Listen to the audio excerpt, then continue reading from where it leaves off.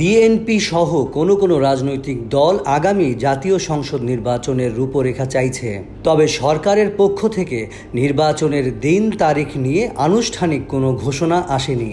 যদিও অন্তর্বর্তী সরকারের উপদেষ্টাদের কেউ আগামী বছর নির্বাচন হতে পারে বলে আভাস দিচ্ছেন।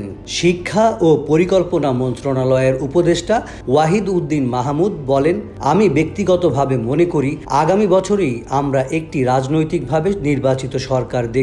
জানি না কি হবে। আগামী বছরই আমরা একটা রাজনৈতিকভাবে নির্বাচিত সরকার দেখব। আমার ব্যক্তিগত মতামত, জানি না কি হবে। ছাত্র জনতার অভ্যুত্থানে আওয়ামী লীগ সরকারের পতনের পর গত ৮ আগস্ট ডক্টর মোহাম্মদ ইউনূসের নেতৃত্বে অন্তর্বর্তী সরকার গঠিত হয়। এই সরকার রাষ্ট্র সংস্কারের উপর জোর দেয়, তবে বিএনপি দ্রুত সংস্কার শেষ করে নির্বাচনের দাবি করে আসছে। জামায়াতে ইসলামী শুরুতে নির্বাচনের তাগিদ না দিলেও গত কয়েকদিনে দলটির আমির শফিকুর রহমান দুবার দ্রুত সংস্কার শেষ করে নির্বাচনের কথা বলেছেন। শফিকুর রহমান অন্যদিকে অন্তর্বর্তী সরকারের প্রধান উপদেষ্টা সহ অন্যরা বরাবরই বলে আসছেন প্রয়োজনীয় সংস্কারের পর নির্বাচন হবে, তবে সংস্কার কতটুকু হবে তা নির্ভর করবে রাজনৈতিক দলগুলোর উপর। রাজনৈতিক দলগুলো বলছে নির্বাচন কবে হবে এ বিষয়ে সরকারের পক্ষ থেকে সুনির্দিষ্ট কোনো ঘোষণা না এলেও বিষয়টি এখন সব মহলে আলোচিত। হয়তো সামনের দিনগুলোতে সরকারের পক্ষ থেকে একটা সময়সীমা পাওয়া যাবে। গত ২১ নভেম্বর অবসরপ্রাপ্ত সচিব এএমএম নাসির উদ্দিনের নেতৃত্বে ৫ সদস্যের নতুন নির্বাচন কমিশন গঠন করা হয়েছে। এর আগে প্রধান নির্বাচন কমিশনার ও অন্যান্য নির্বাচন কমিশনার নিয়োগে ৩১ অক্টোবর সার্চ কমিটি গঠন করা হয়েছিল। কমিটির প্রস্তাবিত নাম থেকেই নতুন ইসি গঠন করা হয়। গত ১৭ নভেম্বর সরকারের ১০০ দিন পূর্তি উপলক্ষে জাতির উদ্দেশ্যে দেওয়া ভাষণে প্রধান উপদেষ্টা ডক্টর মোহাম্মদ ইউনূস বলেছিলেন, প্রয়োজনীয় কিছু অত্যাবশ্যকীয় সংস্কার কাজ শেষ করেই নির্বাচনের আয়োজন করা হবে। তবে নির্বাচনের ট্রেন যাত্রা শুরু করেছে, এটা আর থামবে না। কিন্তু যেতে যেতে আমাদের অনেকগুলো কাজ সেরে ফেলতে হবে। এই ট্রেন শেষ স্টেশনে কখন পৌঁছাবে সেটা নির্ভর করবে কত তাড়াতাড়ি আমরা তার জন্য রেললাইনগুলো বসিয়ে দিতে পারি, আর তা হবে রাজনৈতিক দলগুলোর ঐকমত্যের মাধ্যমে।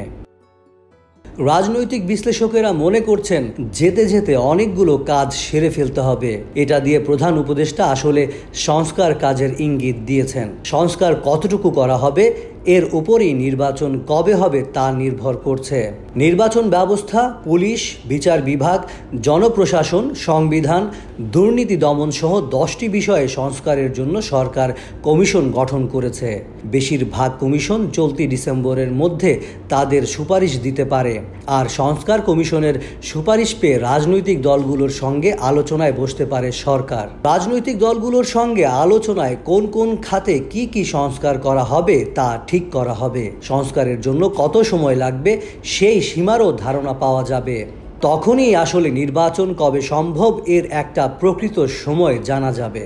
সরকারের ১০০ দিন পূর্তি উপলক্ষে গত ১৯ নভেম্বর আইন উপদেষ্টা অধ্যাপক আসিফ নজরুল সাংবাদিকের প্রশ্নের জবাবে বলেছিলেন, আমরা অতি প্রয়োজনীয় কিছু সংস্কার করে যত দ্রুত সম্ভব নির্বাচন দেব। আমরা জাস্ট এই জিনিসটা চাই না যে আগের মতো কোনো ভুয়া নির্বাচন হোক, আর এটা চাই না নির্বাচনে বিজয়ী হয়ে কেউ আবার ভুয়া নির্বাচন করার সুযোগ পাক। এটা ছাড়া আর কোনো স্বার্থ নাই। ২১ নভেম্বর যুক্তরাজ্য সফরে গিয়ে সরকারের নৌ পরিবহন, শ্রম ও কর্মসংস্থান মন্ত্রণালয়ের উপদেষ্টা ব্রিগেডিয়ার জেনারেল অবসর এম সাখাওয়াত হোসেন বলেছিলেন, প্রয়োজনীয় সংস্কার শেষে ২০২৬ সালের মাঝামাঝি কাঙ্ক্ষিত ত্রয়োদশ জাতীয় নির্বাচন হতে পারে। গত ২৪ সেপ্টেম্বর রয়টার্সকে দেওয়া এক সাক্ষাৎকারে সেনাবাহিনীর প্রধান জেনারেল ওয়াকারুজ্জামান পরবর্তী ১৮ মাসের মধ্যে নির্বাচন অনুষ্ঠানের ধারণার কথা জানান। সেনাপ্রধান বলেছিলেন, ১৮ মাসের মধ্যে যাতে নির্বাচন হতে পারে সেজন্য গুরুত্বপূর্ণ সংস্কারগুলো সম্পন্ন করতে এই সরকারকে সমর্থনের প্রতিশ্রুতি দিয়েছেন তিনি। এদিকে ২৪ নভেম্বর প্রধান উপদেষ্টার প্রেস উইং থেকে জানানো হয়, আগামী নির্বাচন কবে হবে তা প্রধান উপদেষ্টার পক্ষ থেকে ঘোষণা দেওয়া হবে। এ নিয়ে বাকি যাঁরা কথা বলছেন সেগুলো তাঁদের ব্যক্তিগত মতামত। শেখ হাসিনা সরকারের পতনের পর থেকেই প্রতিবেশী দেশ ভারতের সঙ্গে সম্পর্ক ভালো যাচ্ছে না। রাজনৈতিক দলগুলোকে নিয়ে ঐক্যের ডাক দিয়ে যৌথ সংলাপ করেছেন প্রধান উপদেষ্টা মোহাম্মদ ইউনূস। এর মধ্যে প্রধান দুইটি রাজনৈতিক দলের পক্ষ থেকে নির্বাচনের তাগিদকে গুরুত্বপূর্ণ মনে করছে রাজনৈতিক মহল।